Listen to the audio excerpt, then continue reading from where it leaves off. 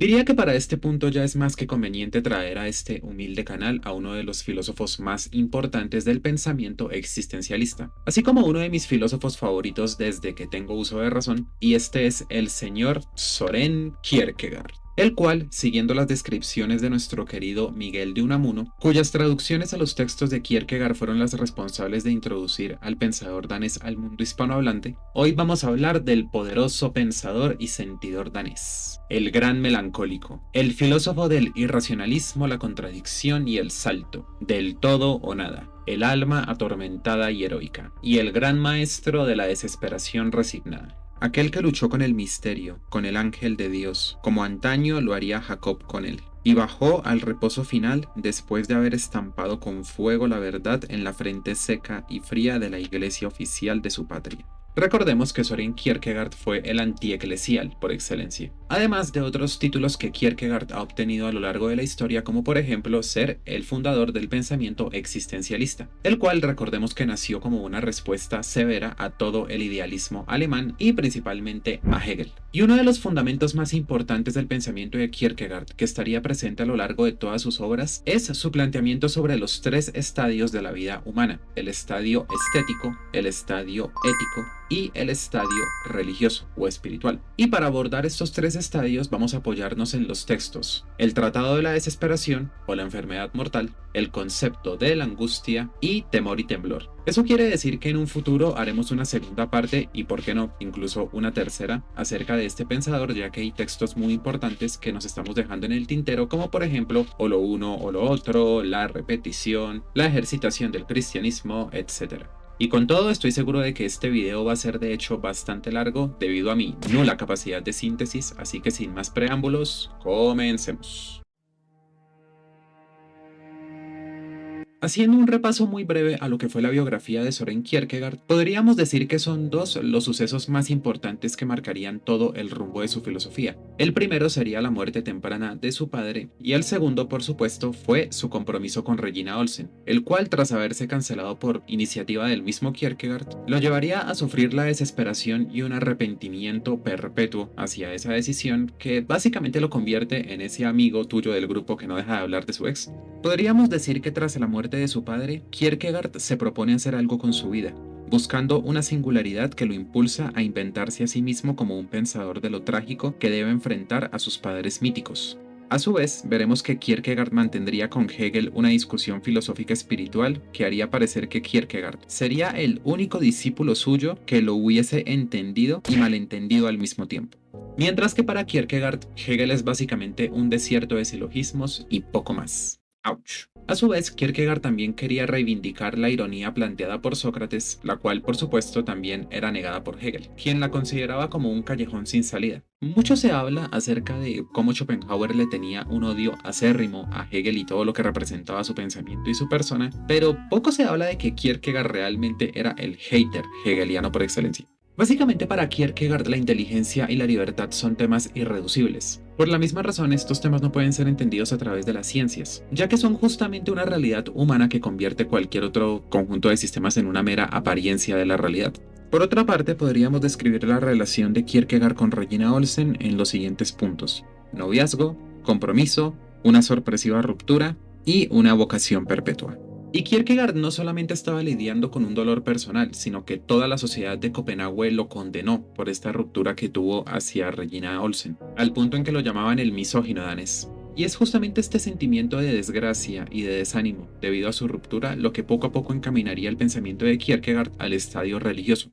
Es así que Kierkegaard abandona Dinamarca en octubre de 1842 rumbo a Alemania, dejando atrás cualquier disyuntiva moral y cualquier razonamiento de orden práctico o civil luego de romper su compromiso.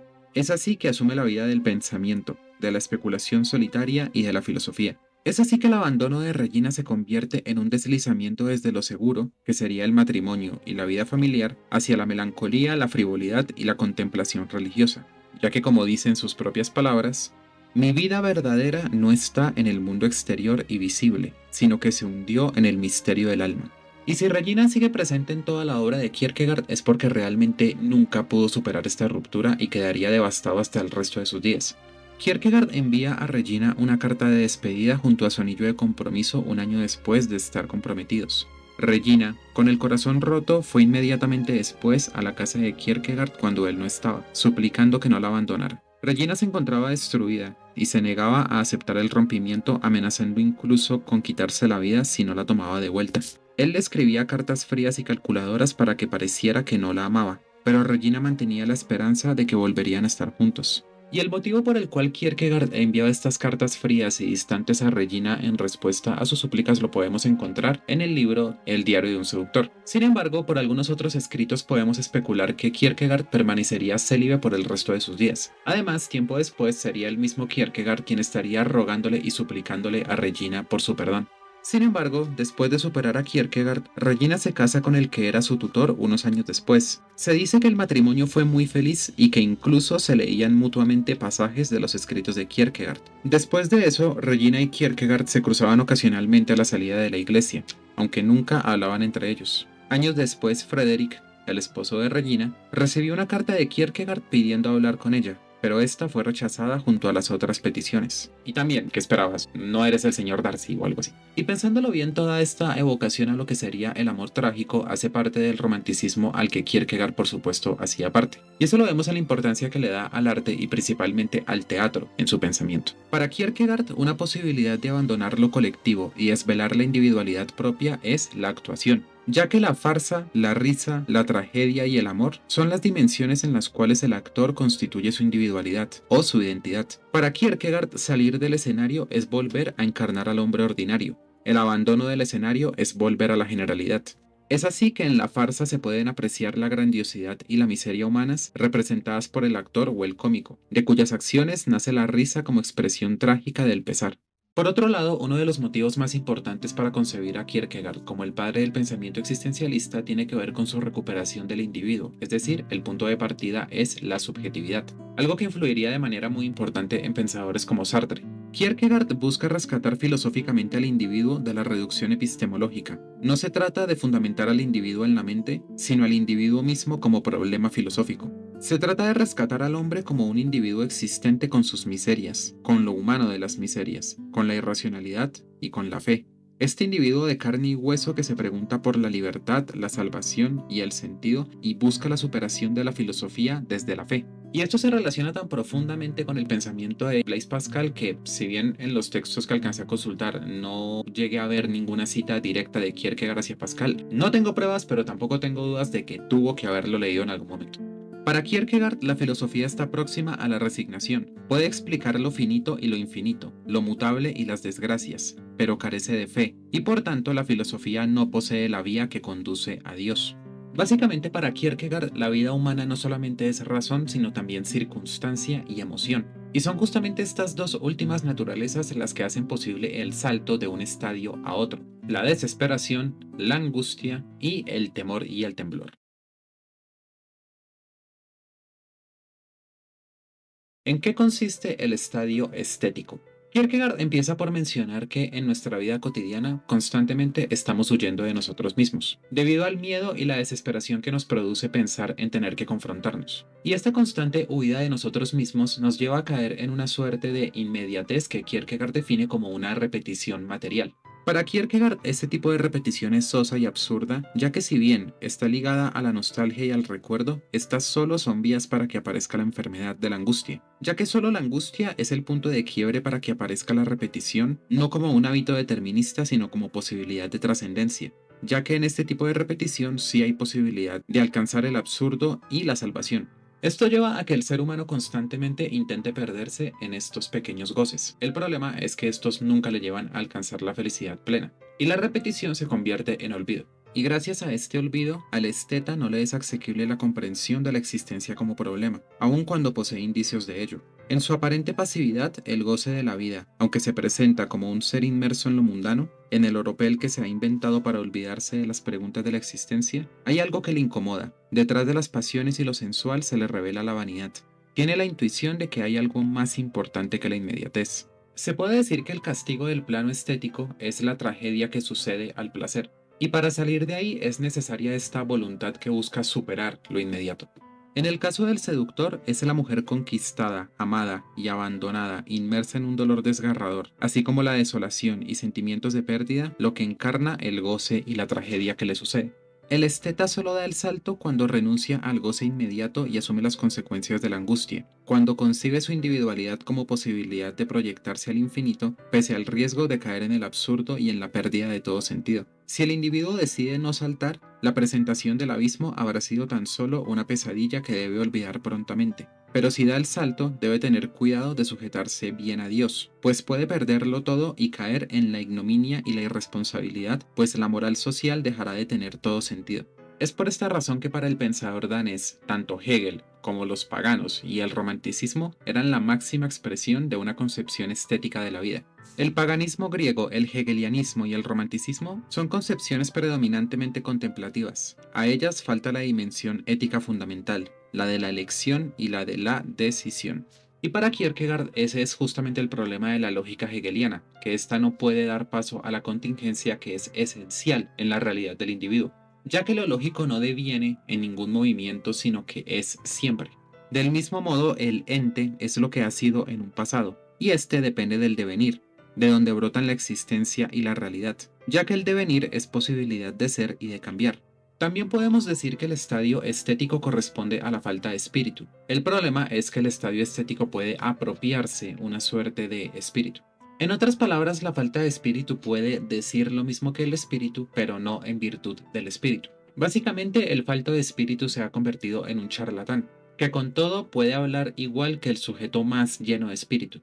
Y a su vez podemos decir que en la falta de espíritu no hay ninguna angustia, ya que esta falta está muy satisfecha consigo misma, siendo así que esta falta de espíritu se convierte en una caricatura de la idealidad. Y no porque el hablar que posee la falta de espíritu sea estúpido, sino porque es soso, es como la sal desabrida. Todo lo roza con su desmayada charla, pero al final no entiende espiritualmente nada como un problema. Y de ahí no solamente su extravío, sino también su seguridad.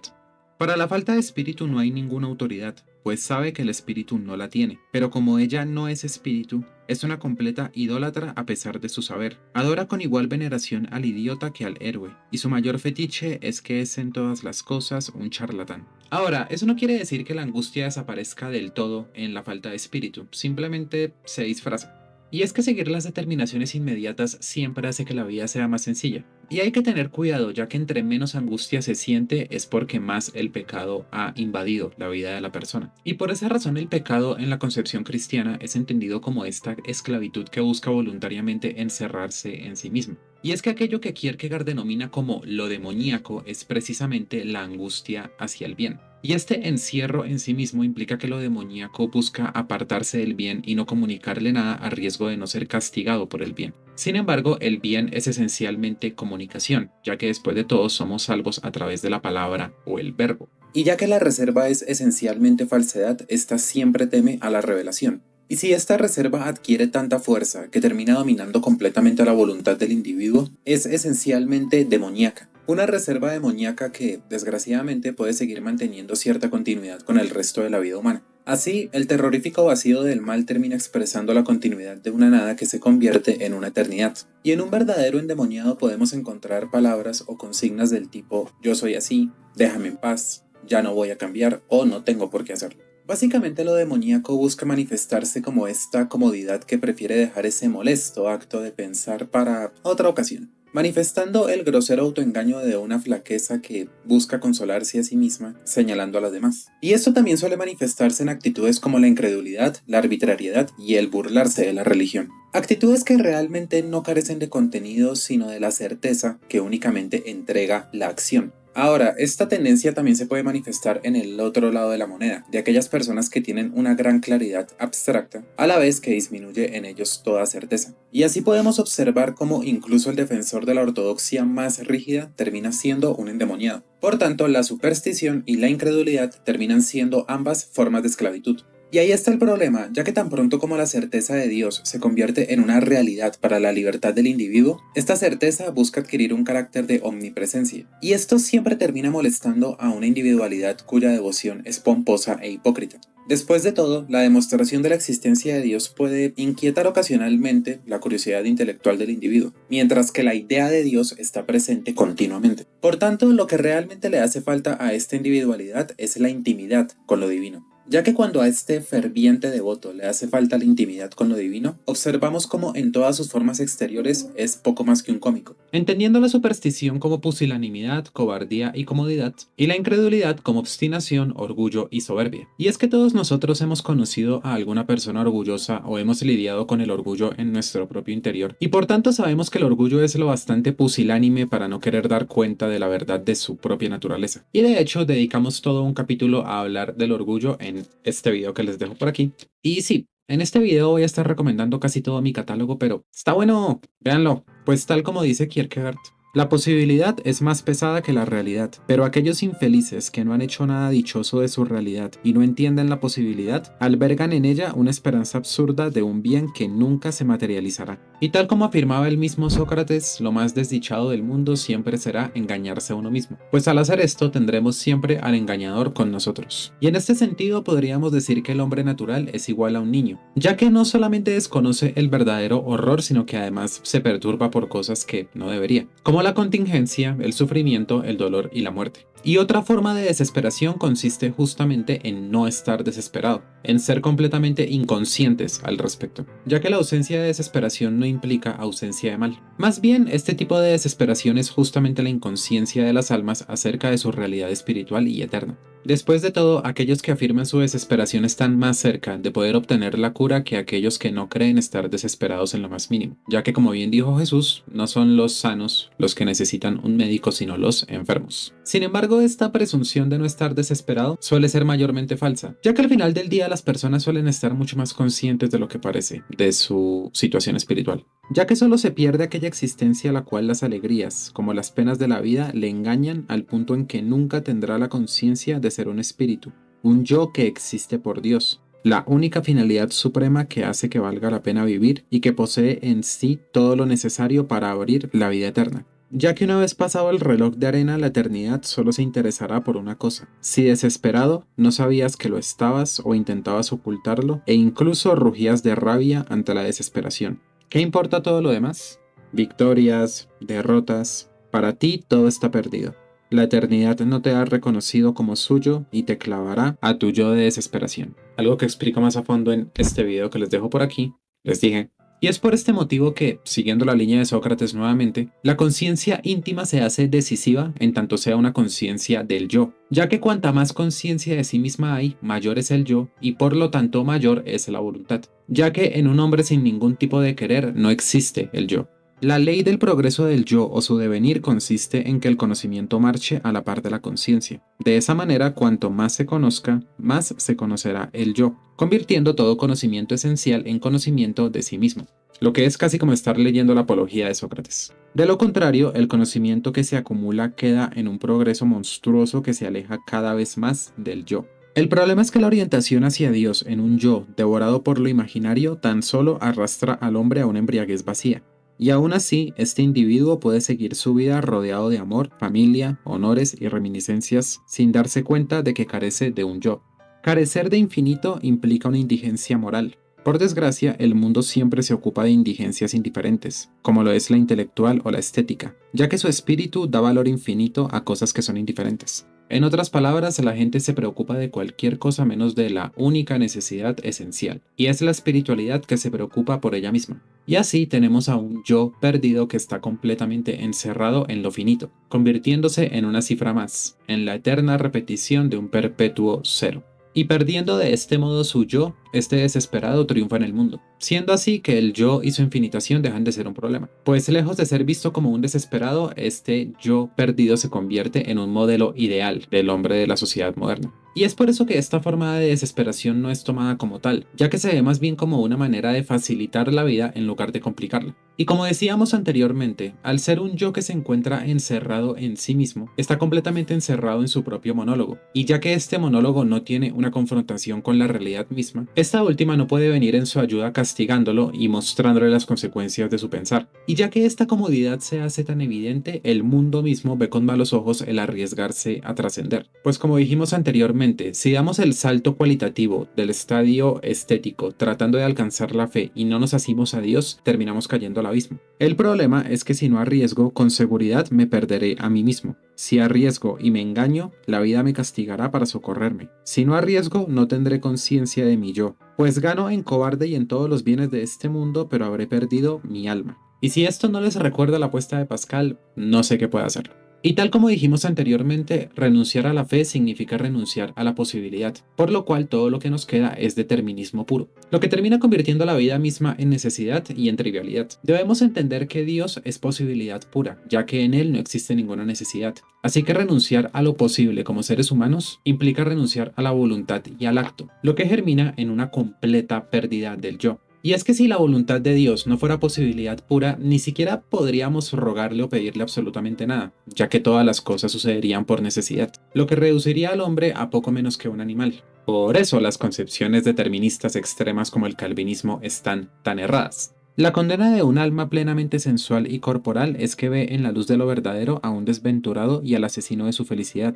Su vida no conoce más que categorías de los sentidos, como lo agradable y lo desagradable, mandando al espíritu y a la verdad a volar. En resumen, es demasiado cobarde para tener la valentía y la paciencia del espíritu. Y tal pensador construye un palacio vasto de altas bóvedas que abarca toda la existencia y la historia del mundo, pero en privado vive en la granja de al lado. Después de todo, ¿qué más da? Si logra terminar su sistema, ¿qué importa que viva en el error? Y es así como la angustia de la nada espiritual se manifiesta en una seguridad vacía, ya que la estética no puede definir en qué consiste el espíritu. El hombre natural puede llenar su vida de placer estético, haciendo servir incluso al arte y a las ciencias a la elevación, en un intento de embellecer y ennoblecer el placer. Después de todo, cualquier persona que no haya adquirido conciencia de sí misma en Dios y haya buscado un mayor bien en cualquier abstracción universal, llámese Estado, nación y demás, por asombroso que sea lo que realice, lo que explique o incluso el universo mismo, por intensamente que goce de la vida estética, incluso semejante existencia es desesperación. Y aquí tenemos una de las razones importantes por las cuales Kierkegaard criticaba el sistema hegeliano, ya que las reflexiones meramente cuantitativas y científicas no entregan conciencia infinita del yo. En lo inmediato, la desesperación se reduce a soportar un sufrimiento exterior. No es una desesperación que provenga desde adentro, como lo es una acción. Y por eso hay términos como el yo y la desesperación que, en el estadio estético, se utilizan de una manera más infantil, como niños que están jugando a ser soldados. Se podría decir que este yo espontáneo es solamente una cosa más en la inmensidad de lo temporal. Claro, sigue siendo una persona que anhela, desea, goza, sueña, pero siempre de un modo pasivo. Algo muy similar al Dasein heideggeriano, y es que las tesis de Heidegger también tienen una gran influencia del pensador danés, huyendo siempre de esta reflexión interna sobre su situación, lo cual podría marcar la transición entre lo pasivo y el acto. Aunque a veces incluso puede pasársele esta reflexión por la cabeza, sin embargo no dura mucho, ya que o puede venir algún tipo de preocupación externa, ya sea laboral, familiar, económica, etc. O es una reflexión que se convierte en la posibilidad pasiva de algo que nunca va a actualizar. Y por eso es tan difícil que una persona en esta condición salga de esa situación, ya que no existe suficiente reflexión ética para pasar del estadio estético al ético. No hay ninguna conciencia de este yo abstracto y desnudo, y por tanto sigue dirigiendo todos sus esfuerzos hacia el mundo exterior, hacia aquello que él mismo denomina como la vida real. Este hombre activo, de empresa, padre de familia y un gran hombre, se olvida de esta reflexión interna e incluso la encuentra ridícula, pues es aquella posición que ha ganado en la sociedad la que le indica cuál es su yo.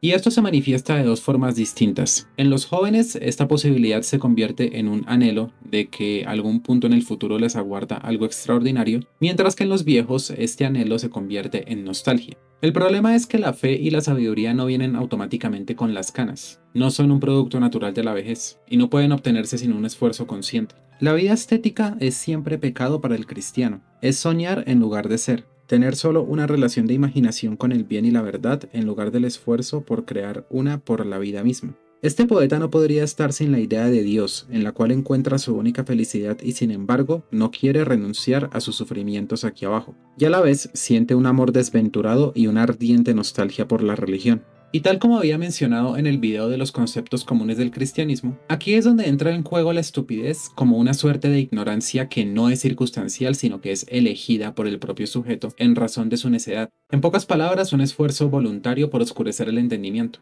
Lo cual es un escenario triste, ya que si un hombre, conociendo lo justo, no lo hace, primero se agota el conocimiento, oscureciéndose más y más, y la voluntad deja el residuo de ese bien para mañana, mientras las partes bajas de nuestra naturaleza toman un mayor predominio. Y es que la mayoría de las personas trabajan activamente en oscurecer estos juicios ético-religiosos que les dan cuenta de la bajeza de su propia naturaleza, y más bien desarrollan un conocimiento estético y metafísico basado en la especulación pura, algo que para la ética no es más que pura reflexión. Y es que, claro, yo podría echarme en el sofá de mi casa durante horas enteras a reflexionar acerca de distintos conceptos y realidades éticas, y a la hora de salir a la calle voy a ayudar a esa ancianita que necesita cruzar. Y es que una auténtica reflexión acerca de la naturaleza de Dios tiene que llevar en el cristiano la certeza de que el pecado no consiste en no conocer el bien, sino en no practicar ese bien, ya que la misma Biblia dice que incluso las personas que no conocen la ley, si la practican, se hacen ley para sí mismos, mientras que aquel que sabiendo hacer lo bueno no lo hace le es contado como pecado. Y por eso el cristianismo no es un problema intelectual. El problema es que la corrupción de la voluntad sigue superando la conciencia del individuo. ¿Y cómo podría haber una conciencia esencial de pecado en una vida tan desvalorizada en mediocridad, en caricatura estúpida de los otros que apenas y se le puede tratar de pecado por lo espiritual que es, y que, como dice la escritura, solamente merece ser vomitada? También hay que tener presente que aquel que prueba y alega realmente no ama. Este personaje no hace más que simular y lo hace tan estúpidamente que solamente delata su falta de amor. Y es que la mayoría de gente vive demasiado inconsciente de sí misma para entender lo que significa la consecuencia, por lo cual terminan teniendo vidas que no son más que azar y acontecimientos mezclados. Y es por eso que tanto se les ve hacer el bien como rehacer el mal y volver constantemente al punto de partida. La desesperación puede durarles apenas unas horas o incluso hasta unas 3 semanas, pero siempre dando vueltas en círculos. Y por eso mismo no pueden hablar de otra cosa que de actos aislados. Por ese motivo, el hombre espontáneo no concibe que tenga una totalidad que pueda perder infinitamente, ya que solo concibe como pérdida y ganancia lo particular. Y otra característica del endemoniado estético es que busca escapar a cualquier atisbo de luz que pueda sacarlo de sí mismo, algo similar a un adicto que prefiere no dejar de consumir por miedo a la abstinencia. Y desgraciadamente, este entorpecimiento infernal hace que terminen convirtiéndose en palabras completamente inútiles consignas como el arrepentimiento y la gracia. El Mefistófeles de Fausto afirma que nada hay más patético que un demonio que desespera, pues esta desesperación es una debilidad que presta oídos al arrepentimiento y a la gracia. Y Lewis también afirmaba que solo cuando alguien ha perdido completamente toda capacidad de amar se ha convertido finalmente en un demonio. Y es que cuando una persona acaba de caer en pecado y escuchamos que dice frases como nunca me lo perdonaré o consignas con las cuales se está condenando a sí mismo pero sin pensar realmente en ellas, lo que está reflejando en realidad es el pecado más no el bien que viene tras el pecado, es decir, un arrepentimiento que busca la reconciliación y el perdón de Dios. Y eso también implica que cuando esta persona estética está buscando vencer al pecado, realmente lo hace con atisbos de orgullo, jactándose de la manera en la cual se está esforzando por hacer el bien, y en el momento en el cual tiene alguna caída en este proceso de hacer las cosas bien, la tristeza profunda que siente es una tristeza completamente alejada de Dios, ya que no se basa realmente en el dolor que le causa el haber afrentado contra Dios, sino realmente su orgullo herido por no haber hecho las cosas bien. Y es que normalmente aquel amor propio que se enorgullece de sí mismo realmente prefiere ser sin pecado. Y desgraciadamente este tipo de hombre ahora arrastra por todas partes de una manera completamente acristiana palabras que presumen ser cristianas. Le gusta ir a la iglesia para ganar unos cuantos elogios, y ahora menciona con bastante ligereza el nombre de Dios que antaño los mismos paganos se cuidaban de pronunciar. Y justamente esto sería lo que la Biblia denomina como el pecado contra el Espíritu Santo. Básicamente es el abandono positivo del cristianismo. Y es que desesperar acerca de la remisión de los pecados a riesgo de perder aquello con lo que me estoy identificando es justamente una reacción positiva hacia la misericordia de Dios. Ya no es un pecado a la defensiva como simple resistencia, sino a la ofensiva. Se está planteando una postura clara en contra de Dios. Y podríamos decir que este fue el estadio estético que Abraham procuró abandonar cuando recibió las promesas de Dios. Básicamente abandonó su razón terrestre para abrazar otra completamente distinta, la fe, ya que si no, probablemente se hubiera cohibido pensando en su vejez, en el absurdo del viaje y en lo imposible de las promesas que Dios le estaba entregando, de manera que nunca hubiese partido. Y es por eso que no deberíamos vender la falta de valor en ser cristiano como una suerte de humildad, ya que eso únicamente sería orgullo disfrazado. Después de todo, el coraje de la fe es el único acto genuino de humildad. En líneas generales podríamos decir que la moral se impone como una regla que debe seguirse y la perversión moral consiste en alejarse de esta generalidad para individualizarse, a menos que esta generalidad sea superada mediante la fe. El asunto es que en la generalidad la fe no se necesita, esta solo se hace visible ante el absurdo. Y a pesar de todo, aunque parece que el terreno ético ofrece una suerte de seguridad y de comodidad en la generalidad, en las leyes y en una serie de acuerdos dispuestos por lo social, lo cierto es que el terreno ético abre el camino hacia la religión, al desprenderse de los asuntos puramente estéticos y sumergirse en una reflexión seria acerca de la naturaleza del bien y el mal. Sin embargo, reflexionar acerca de la finitud, la enfermedad y la muerte trae consigo un elemento crucial para alcanzar la fe, y esto es la angustia. La angustia es un estado afectivo, un temple psíquico que posee una intencionalidad dirigida hacia un objeto, y este objeto es la nada como pura posibilidad de poder, es el vértigo de la libertad. Esta libertad fija la vista en el abismo de su propia posibilidad e intentando sostenerse echa mano de la finitud, pero es inútil. Cae al vuelo y cuando se levanta ya es culpable. Y en este punto ya se ha dado el salto cualitativo de la inocencia a la culpabilidad.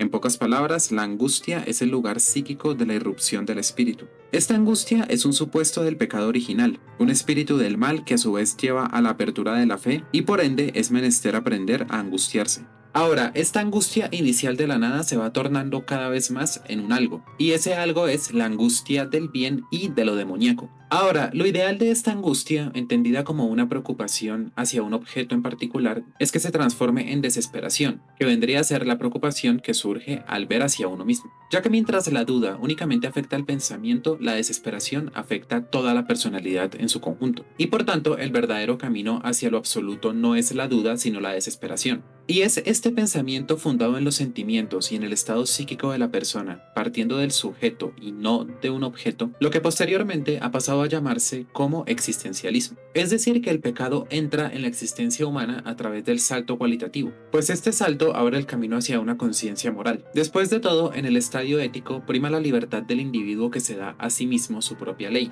La pregunta es, ¿cuál sería la base de esta ley? El problema es que la ética asume que todos estamos en condiciones para poder saltar de la realidad a la idealidad y encontrar lo justo, como tanto le gustaba afirmar a Kant. Y ahí justamente yace la contradicción, ya que la ética más bien nos ayuda para poder entender la imposibilidad de ser buenos por nuestros propios medios, algo similar al fin que tenía realmente la ley mosaica en la concepción cristiana. La ética sirve para recordarnos que la inocencia solamente puede ser suprimida por la culpa. Esto quiere decir que la angustia se convierte en la libertad de observar hacia el abismo, y al tratar de aferrarse a lo finito cae al suelo. Y después de caer, esta libertad se levanta sabiéndose a sí misma culpable. Y la conciencia de esta culpabilidad nos remite hacia un elemento que nos trasciende, que va más allá de la temporalidad, y es por eso que peca aquel individuo que, extrayendo de lo eterno, se queda en lo temporal. A ese respecto podemos decir que el judaísmo se encuentra inmerso en esta angustia, es decir, en la ley. La angustia del judaísmo es la angustia de la culpa. Y asimismo, si esta libertad de la que hablamos únicamente se ejerce de manera egoísta, se convierte en la libertad de lo finito. Y este es el problema del estadio ético, ya que sin importar cuán abajo se encuentre un sujeto siempre va a poder cavar más hondo. Aunque esto a su vez manifiesta mayor angustia como una posibilidad de una auténtica libertad. Asimismo, podríamos decir que la conciencia del pecado remite al individuo hacia lo concreto, ya que nunca se peca de forma meramente abstracta o especulativa. Y es por esto que el individuo que ha dado el salto cualitativo ahora debe obligarse a sí mismo a ver al pecado en su auténtica naturaleza, con todos los aspectos horribles y desesperantes que éste conlleva. Sin embargo, también es cierto que sumergirnos completamente en la desesperación del pecado, entendiéndolo como triunfante, es un tipo de angustia que no nos va a entregar un auténtico arrepentimiento ni una auténtica fe, ya que solamente la fe podría liberarnos de los sofismas del pecado. Por ende, la compasión puede convertirse en mero egoísmo si no se abjura de toda vaciedad intelectual, flaqueza y cobardía para identificarse y luchar con el que padece. El problema es que tememos y rehuimos tanto a la reprensión como aquel enfermo que quiere rehuir del pinchazo de la jeringa aún sabiendo que esto lo va a sanar. Y por este motivo la culpa que se descubre sin fe no puede salvar al individuo de la finitud, ya que ésta únicamente se resume a lo exterior, a lo legal y a lo jurídico. Y recordemos que el sufrimiento que es sin Dios conlleva a la muerte, así como la culpa sin arrepentimiento. Así que recordemos, la desesperación es la enfermedad que nos hace conscientes de nuestro propio estado, no el remedio. Y por la misma razón, desesperar puede convertirse en una ventaja manifiesta o en la más grande de las condenas. Es una gangrena dirigida hacia nuestro interior que nos hunde cada vez más en esta autodestrucción impotente. Una tortura que a su vez reaviva sus rencores, pues es muy desesperante no poder aniquilarse.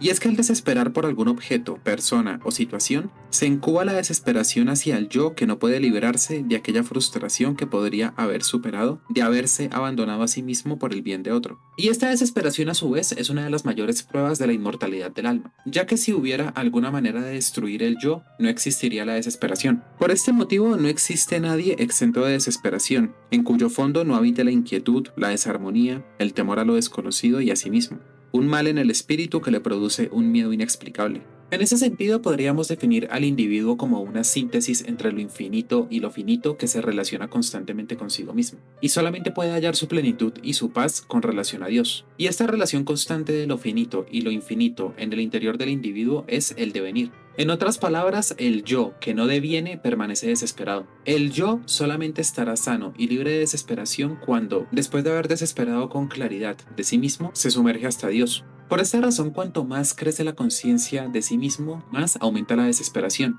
Y el pico máximo de esta conciencia desesperada, por supuesto, es el diablo, un espíritu puro en el cual no hay ninguna excusa.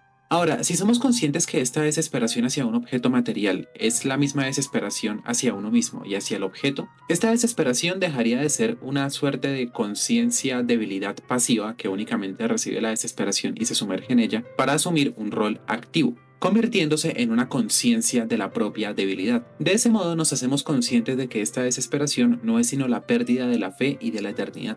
Esta desesperación que proviene del yo es acción. El problema es que esta acción fácilmente puede desviarse hacia otro camino, ya que aunque este desesperado puede aborrecerse a sí mismo en razón de su debilidad, puede no querer humillarse a sí mismo bajo el manto de la fe, a diferencia del creyente. Aquí se estaría cayendo en otra tendencia muy insana que sería el hermetismo. Básicamente, el individuo que se niega a ser él mismo a la vez que desprecia su debilidad.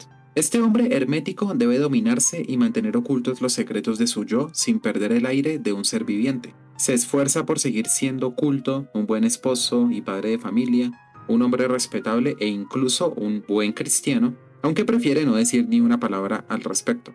A su vez encuentra algo obtusos a todos los predicadores que oye y también evita escuchar de ellos aquello que pueda arrastrar su temor muy lejos. Por ende, prefiere mayormente la soledad.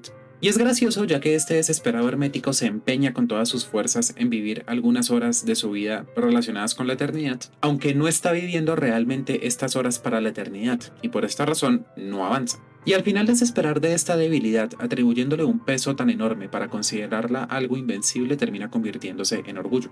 Y al final, si esta desesperación hermética no termina dirigiéndose hacia la fe, únicamente le quedan dos caminos, que terminará estallando, arruinando su disfraz exterior, o este hermetismo terminará condensándose en algo superior. Y al final se le verá a este sujeto persiguiendo diversiones extremas, buscando el olvido de los sentidos para retornar a su desesperación a lo espontáneo, pero siempre con la conciencia de ese yo que no quiere ser. Lo más grave del asunto es que el suicidio termina convirtiéndose en el mayor riesgo de este taciturno perpetuo, y para escapar de ello basta con que hable únicamente con alguna persona acerca de esta situación, es decir, un confidente. Lo que mencionábamos anteriormente sobre la importancia de comunicar este tipo de sentimientos, ya que si este yo activo no reconoce ningún poder por encima de él, carece interiormente de seriedad y solo puede construir una apariencia. El desesperado solo busca dotar a sus empresas de un interés y sentido infinitos, sin ser más que un hacedor de experiencias, ya que sin llevar su desesperación a erigirse experimentalmente en Dios, ningún yo derivado puede, mirándose, prestarse más de lo que posee.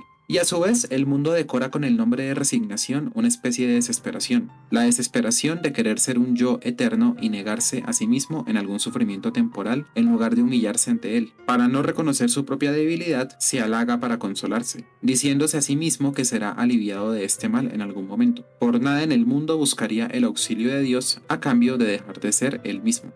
Y es que este yo prefiere atravesar un infierno con tal de no recibir aquella ayuda que consiste en reconocerse a sí mismo como una nada en las manos del socorredor. Prefiere rabiar contra todo, ser la injusta víctima de los hombres y de la vida, guardando con ello su tormento para que no se lo quiten.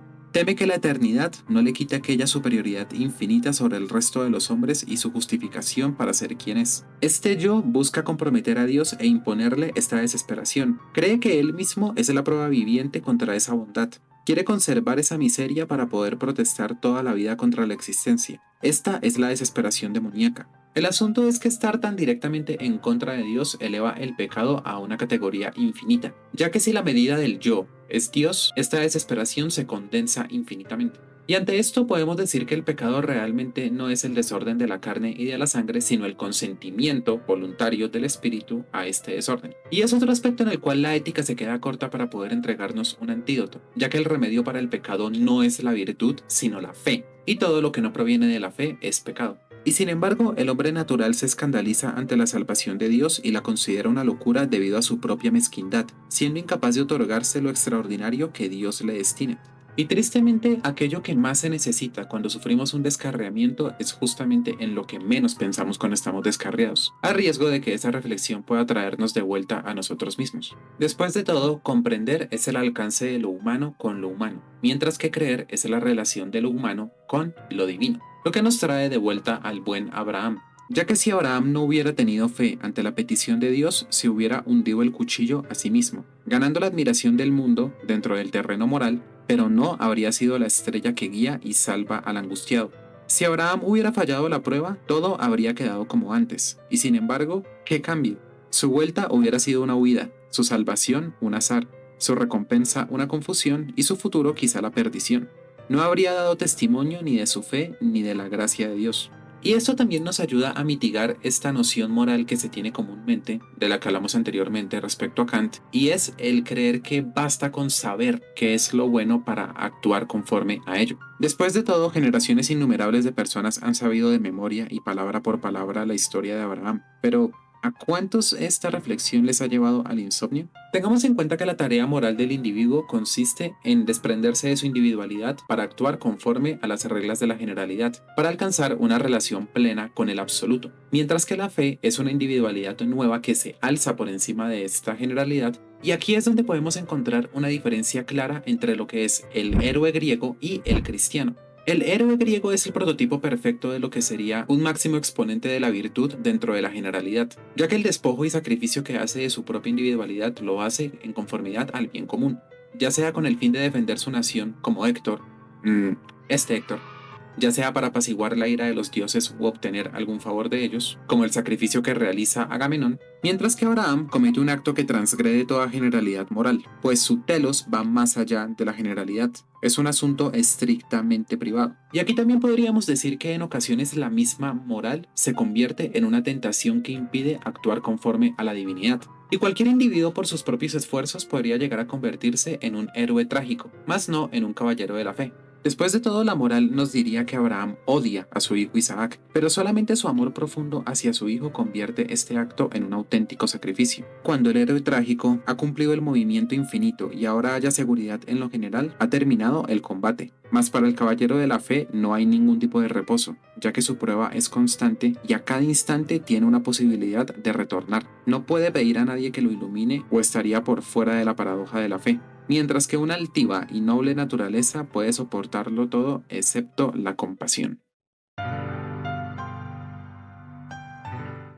Y este estadio se alcanza en un instante. Es un momento particular de decisión o elección que le da a la vida entera toda su gravedad. Es un momento en el cual lo presente entra en relación con la eternidad. En otras palabras, el estadio religioso se alcanza por medio del salto cualitativo. Este salto que se desprende completamente de la estética, la lógica, la ética y la metafísica. Es este momento auténticamente religioso el cual en su momento convirtió al cristianismo en escándalo y locura para el mundo. Este momento en el cual por encima de la generalidad y de la ley moral se establece una relación personal e íntima con Dios, como esta ascensión siempre solitaria de Moisés para poder hablar con Dios en el monte Sinaí. Y es el único estadio en el cual el pecado puede tener un tratamiento real y efectivo en el individuo. Después de todo, en la estética, el pecado resulta frívolo como un fantasma superado y que genera llanto o risa. En pocas palabras, es inesencial.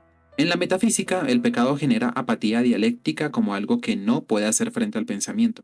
E incluso en la psicología se torna como un estado afectivo digno de ser constantemente observado, pero que no impulsa a la huida victoriosa del mismo. El pecado no tiene carta de naturaleza en ninguna ciencia, ya que es objeto enteramente de la predicación, y la pedantería científica de nuestro tiempo tiene a los sacerdotes por locos. Sin embargo, cuando surge la idealidad religiosa, esta se muestra tan apetecible como la estética y no imposible de realizar como la ética. Y tiene sentido que solamente la religión pueda entregar la cura hacia el pecado. Después de todo, el pecado original destruye toda la idealidad de la ética. Y es aquí, en el estadio religioso, donde nace una nueva ética que da tratamiento efectivo al pecado, que se denomina como la dogmática, siendo esta una nueva ética entendida como ciencia que se propone como problema la consecuencia. Esta ética integra el pecado y no busca exigencias ideales, sino la conciencia penetrante de la realidad del pecado, pero debe mantenerse lejos de la frivolidad metafísica y de la concupiscencia psicológica. Recordemos que en la temporalidad se presenta el destino como necesidad y casualidad, y es una nada. Pero cuando se introduce el espíritu, este destino es reemplazado por la providencia, es decir, un destino que espera su sentido en Dios, lo que también le da un nuevo significado a la libertad que descubrimos a través de la desesperación del estadio ético, ya que no entendemos esta nueva libertad como la capacidad de alcanzar algún objeto en la temporalidad, sino la libertad de saberse a sí mismo como libre. Así, esta libertad se convierte en bienaventuranza. Es una libertad que también teme ser culpable, pero en lugar de engañarse a sí misma y alejarse del elemento divino, como lo podría ser la libertad en el estadio ético, esta libertad escapa al pecado por medio del arrepentimiento. Y es así que en el estadio religioso, cuanto más profundamente se descubre el pecado, más aumenta el genio del individuo. Después de todo, la grandeza del hombre consiste exclusivamente en su relación con Dios dentro de él mismo. Y por ello también podríamos decir que el genio de la persona es más grande, no dependiendo de qué tanto se ve exteriormente esta solemnidad de su espíritu en alguna fiesta religiosa o algo por el estilo, sino que depende de qué tanto pueda sumergirse cada vez más y más en el abismo de la conciencia del pecado para alzarse nuevamente hacia la fe. Este sería el movimiento dialéctico o el devenir del que hablábamos anteriormente. Saberse débil, culpable y como un ser finito y enfermo en el reconocimiento de su temporalidad, que sería lo finito, para retornar a través de esa conciencia de su imperfección hacia el elemento infinito, recuperando su auténtico yo como esta síntesis. Además de ello, solamente esta libertad puede entregar una conciencia que separe genuinamente lo que es el bien y el mal, y no por un ejercicio meramente especulativo, que sería el caso de la ética, sino esta vez en lo concreto. Así que el asunto no es qué reflexiones intelectuales puedan llevar al individuo a la verdad, sino qué tan dispuesto está el individuo en su voluntad a dejar que esta verdad penetre completamente dentro de él en todas las áreas de su ser, o si busca guardarse para sí mismo un pequeño rinconcito que no le piensa entregar a esta verdad, y este pequeño rinconcito terminaría convirtiéndose en el beso de Judas. En conclusión, podemos decir que el espíritu es la verdad del sentimiento y la conciencia del yo. Y para que el individuo pueda ser educado correctamente en esta posibilidad que es Dios, solamente puede hacerlo a través de la fe, siendo esta la certeza interior que le anticipa las cosas infinitas. Ya que si el individuo logra engañar a la posibilidad, o bueno, a la manifestación de esta posibilidad dentro de sí, nunca va a alcanzar la fe. En pocas palabras, la angustia educa a la individualidad por medio de la fe para que ésta alcance la providencia. Y ya que como dijimos anteriormente, el hombre culpable es infinitamente culpable, la única cura para esta culpa es la reconciliación. Y ya que esta culpa se extiende hacia el infinito, la reconciliación es con el objeto infinito, o en este caso con la persona infinita. Y eso también explica por qué en la vida del cristiano el temor hacia este único peligro infinito nos puede hacer completamente indiferentes hacia todos los demás. Es esta desesperación la que coloca al ser humano por encima de los animales y al cristiano por encima del hombre natural, ya que solamente en la conciencia de esta enfermedad y de la existencia de la bienaventuranza se puede encontrar la cura hacia ella. Ahora, ¿esto significa que el cristiano ande perpetuamente durmiendo en los laureles, desentendido de cualquier tipo de cuestión concreta? No. Cuando la voluntad logra hacerse tan concreta como abstracta, más sus fines y resoluciones se vierten en el infinito y más permanece disponible para sí misma como para la menor tarea inmediatamente realizable. Y está, por tanto, más cerca de cumplir esta infinitesimal parcela de su tarea realizable hoy mismo. Básicamente, este nuevo yo actúa dentro de la necesidad, porque existe, y a la vez es posible puesto que debe devenir, y por tanto también es eterno. De esa manera lo posible revela lo infinito en la imaginación, y la necesidad de la realidad brinda la fuerza para someterse y para obedecer. Ahora, hay que tener cuidado de llevar esta posibilidad, ya que como habíamos dicho anteriormente, esta posibilidad puede arrastrarse hacia la eterna nostalgia del anciano que siempre dice que todo tiempo pasado fue mejor, o hacia esta esperanza vacía de que todos los tiempos que ahora son malos en algún punto serán mejores, o de que mi incapacidad de hacer las cosas bien ahorita en algún punto automáticamente vendrá por obra del tiempo y del destino. Y si nos aferramos a mirarnos a nosotros mismos constantemente en este espejo de la posibilidad, no estamos observando la realidad del yo. Es cierto que el desesperado solo puede hallar salvación en lo posible, pero esto es entendiendo que para Dios todo es posible, y que como dijimos anteriormente, es Dios la posibilidad pura. Porque si hablamos de aferrarse a una posibilidad finita, pues suelen pasar varias cosas. Primero está el individuo que confía en que cierta contingencia nunca le va a suceder a él, y cuando le sucede, perece. Y por otro lado está el temerario que se arriesga sin más y cuando llega el riesgo y este desespera, perece. Mientras que el creyente es consciente desde el principio de cuál es su pérdida, es decir, la imposibilidad de salvarse, pero cree.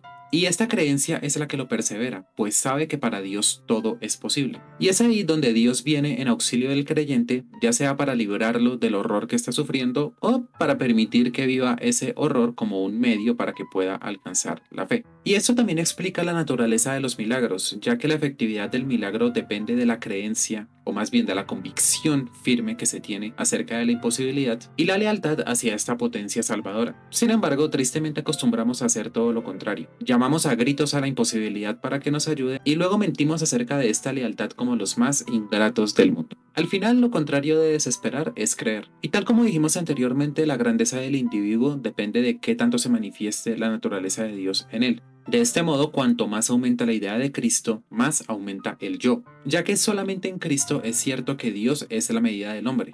Después de todo, es en la naturaleza completamente humana y completamente divina de Cristo que vemos la máxima manifestación de la unión entre lo humano y lo divino. Por esa razón se puede entender que Kierkegaard entienda a Abraham como el más grande exponente de la fe.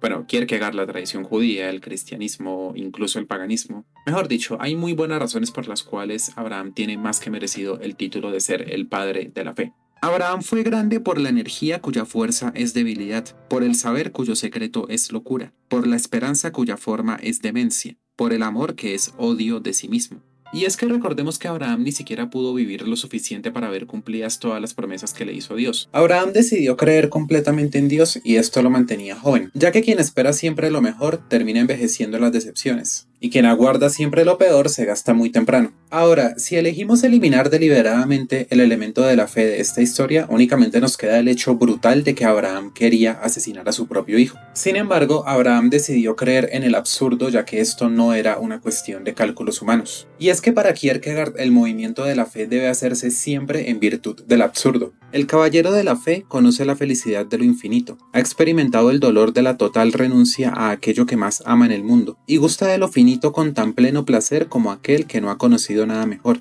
Se ha resignado infinitamente a todo para recobrarlo todo en virtud del absurdo. Y en contraposición tendríamos a los jovenzuelos y a los locos que afirman que para el hombre todo es posible. Pero si bien es cierto que para el mundo espiritual todo es posible, para el mundo terrenal hay muchas cosas que simplemente no lo son. Y el caballero de la fe es aquel que puede hacer que lo imposible se vuelva posible, al encararlo todo a través de lo espiritual. El caballero de la fe reconoce la imposibilidad, pero al mismo tiempo cree en el absurdo, ya que si supone conocer la fe sin conocer la imposibilidad, únicamente se estaría engañando a sí mismo, ya que aún no habría alcanzado la resignación infinita.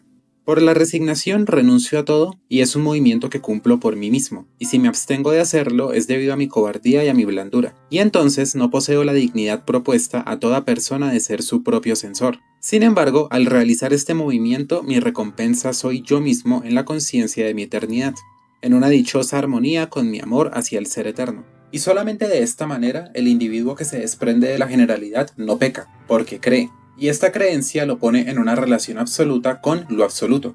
Y por ejemplo, esto podemos verlo en el caso de la Virgen María, ya que si bien la Virgen María dio a luz por medio de un milagro, durante la gestación de Jesús ella fue como las demás mujeres. Y para ella este fue el tiempo de la angustia, de la miseria y de la paradoja. Ya que si bien el ángel Gabriel es un espíritu compasivo, no iba a ser tan complaciente como para advertirles a todas las otras vírgenes de Israel que María había quedado encinta por medio de un milagro. Este también sería el caso del mismo Jesús. Después de todo, es maldito todo aquel que es colgado en un madero. Hemos hablado de cómo todos los profetas del Antiguo Testamento, al fungir como figuras de contrapoder, recibían el rechazo del pueblo y de los reyes. Y Jesús también anuncia la persecución para todos aquellos que sigan su mensaje. Después de todo, el siervo no es mayor que su Señor. Y tristemente, este también ha sido el día a día de muchos santos que a lo largo de la historia y hasta nuestros días siguen siendo perseguidos y martirizados a causa de su fe, incluyendo los cristianos en Palestina que están siendo perseguidos y víctimas de todo tipo de vejámenes por parte de estos colonos israelíes, y también de las masacres que están teniendo lugar en el Congo en este momento.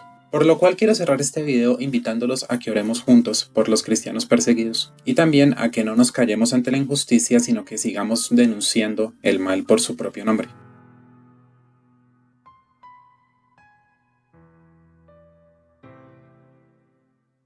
Y bueno, esto sería todo por el día de hoy. En verdad, si has llegado hasta este punto del video, te lo agradezco muchísimo. Y en verdad te pido disculpas por los problemas con el audio que habrá en algunos fragmentos del video, como este, en el cual no estoy grabando con el micrófono por toda una serie de razones logísticas que complicaron un poco el asunto. Y recuerda que si deseas apoyarme, puedes dejar un like y un comentario en la caja para que YouTube recomiende más este video. También te invito a suscribirte y darle clic a la campanita para que YouTube te avise cada vez que subamos un nuevo video. Y no siendo más, mis mejores deseos para ti a lo largo de estas semanas y te veré cuando te vea.